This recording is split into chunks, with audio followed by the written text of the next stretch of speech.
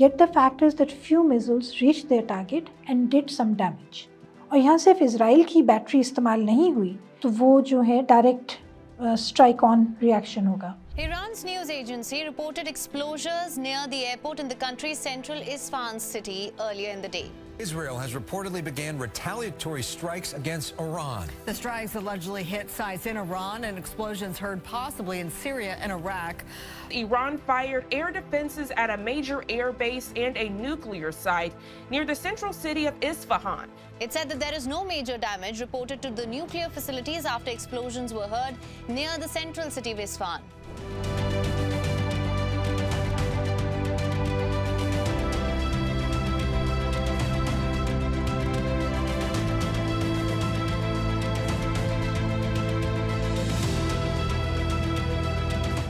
دو تین چیزیں ہیں. اگر آپ تھوڑا سا اس کے بیک گراؤنڈ میں جائیں تو جب یہاں خطے میں اسکیلیشن شروع ہوئی ہے تو ہم نے یہ دیکھا ہے کہ ڈسپائٹ دا فیکٹ کہ امریکہ نے اسرائیل کی بھرپور حمایت کی ہے, اس کو سپورٹ دی ہے, حمایت تو نہیں کی کھلے لفظوں میں اس طرح نہیں اس نے کہا, وہ اس کو بہت زیادہ سپورٹ پرووائڈ کی ہے جب وہ پیلسٹینینز کے ساتھ جینوسائیڈل ایکٹیویٹیز کر رہا تھا.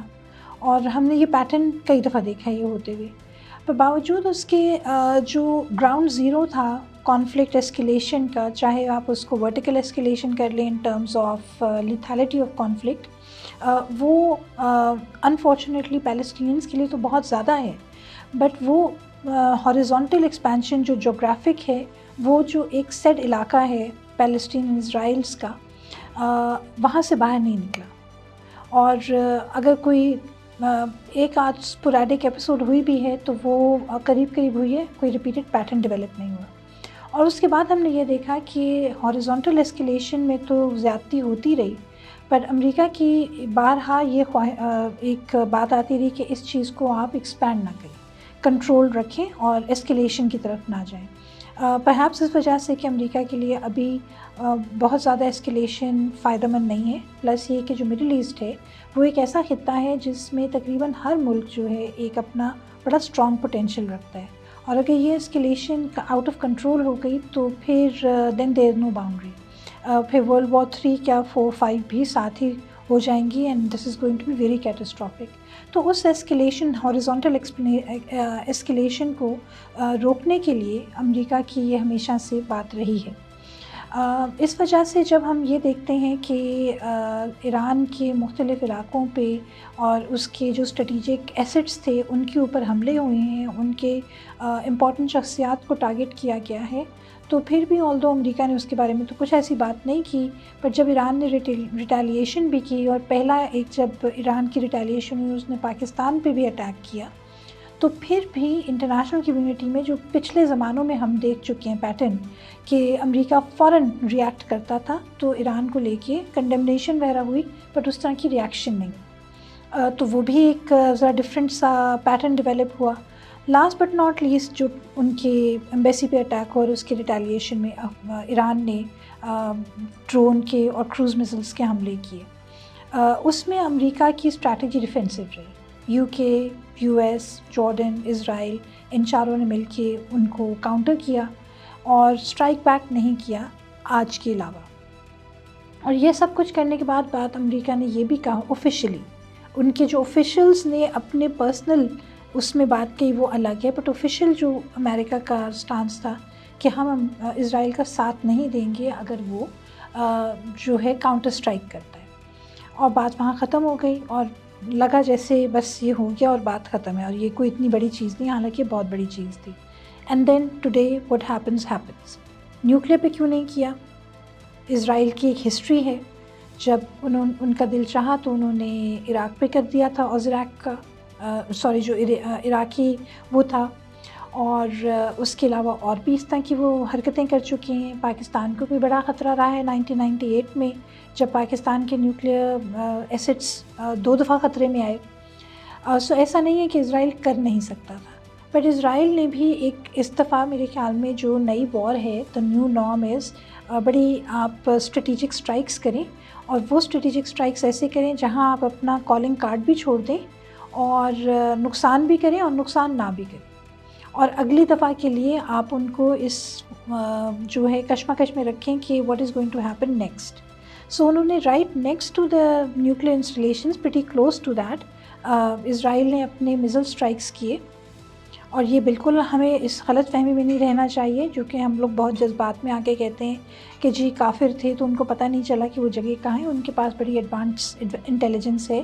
اگر اپنی نہیں ہے تو امریکہ سے بوروڈ ہے, اگر امریکہ سے بوروڈ نہیں ہے تو ملی جلی ہے. In terms of the lethality of weapons, intelligence, surveillance, اس میں ان ممالک کا کوئی پار نہیں ہے. سو وہ یہ سب کچھ کر سکتے تھے, بٹ یہ انہوں نے بہت سوچ سمجھ کے رائٹ نیکسٹ ٹو دیٹ کیا تاکہ وہ یہ بتا دیں کہ اگر ہم یہاں کر سکتے ہیں تو ہم 2 انچ اس طرف بھی کر سکتے تھے.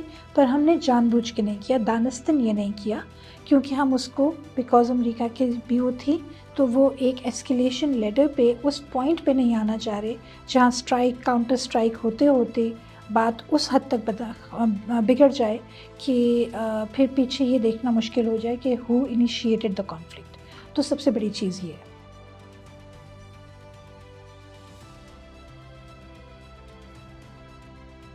دیکھیں یہ جو بات ہے کہ کیا ایران نے اپنے سے زیادہ بڑی طاقت کو چیلنج کیا ہے, کیا ایران کا جو ایک امیج بنا ہوا ہے کہ یہ ایک بڑی فارمیڈیبل چیلنجر طاقت ہے, وہ امیج ٹھیک ہے کہ نہیں.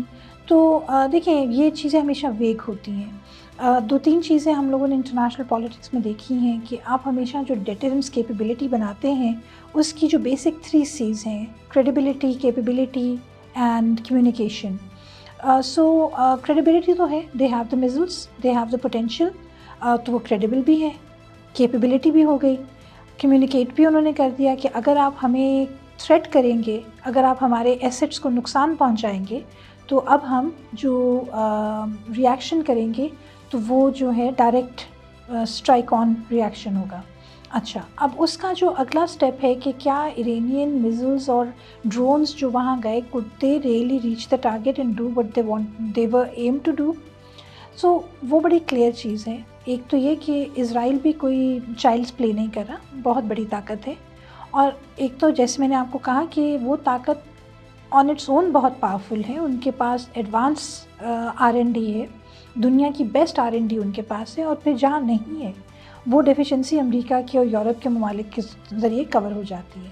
اور آپ یہ لیں کہ کروز میزائل چلا ایک ملک سے اور اس نے ایک سرٹن ٹریجیکٹری ٹریول کرنی ہے اور وہ اس کی سپیڈ ہے اور وہ بالکل نیکسٹ ڈور نہیں ہے. جیسے پاکستان انڈیا کا نیوکلیئر ایکسیڈنٹ ہوا تھا تو نیکسٹ ڈور نہیں ہے, سوری میزائل ایکسیڈنٹ ہوا تھا, so we could not check, but یہاں چیک ہو سکتا تھا. اور یہاں صرف اسرائیل کی بیٹری استعمال نہیں ہوئی, یہاں جو بیٹریز استعمال ہوئیں کاؤنٹر اسٹرائک کی وہ امریکہ کی, جو امریکہ نے جارڈن کو دی تھی اس کی, UK کی اور اسرائیل کی. تو 4 ملکوں نے ایک ملک کو ٹارگٹ کیا. تو ایک یہ چیز ہے. ڈرونز اس سے سلو تھے, جو شہید ڈرونز جن کی بہت زیادہ چرچا ہے. اب یہ ہے کہ ہم یہ بھی دیکھ رہے ہیں سوشل میڈیا پہ کہ بڑے ڈیڈیکیٹڈ قسم کے ویڈیوز آ رہے ہیں جن میں شہید ڈرونز کو بڑا بڑھا چڑھا کے پیش کیا جا رہا ہے. کیا وہ ایرانینز کر رہے ہیں, کیا وہ ہمارے جیسے جذباتی لوگ کر رہے ہیں, کیا وہ ان کے دشمن کر رہے ہیں تاکہ وہ یہ بتائیں کہ بھئی دیکھو ان کے پاس اتنی بڑی چیز تھی اور ہم نے اس کو کاؤنٹر کر لیا.